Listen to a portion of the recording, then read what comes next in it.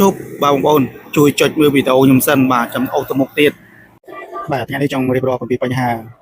ជីវិតហ្នឹងហើយគឺនិយាយចឹងបងប្អូនណាជាការរកស៊ីមានពេលខ្លះសោកមានពេលខ្លះសប្បាយពីអ្នកកូនមានអីទេមានតែកូនហ្នឹងបាទគឺជាកម្លាំងចិត្តរបស់យើងពេលដែលយើងជួប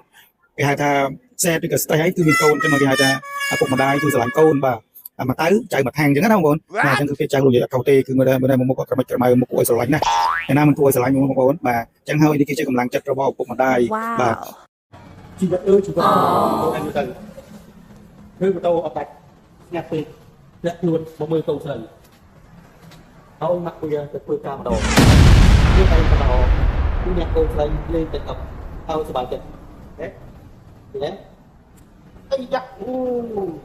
នេះគឺ style របស់គេ What ញ៉ាំណាបងប្អូនអើយវាចឹងឯងជីវិតជីវិតអូជីវិតអូជីវិតជីវិតអូជីវិតជីវិតកូនស្រីអើយកូនវាដើរហើយតែតាខ្សែលពឹកមិនហើយជីវិត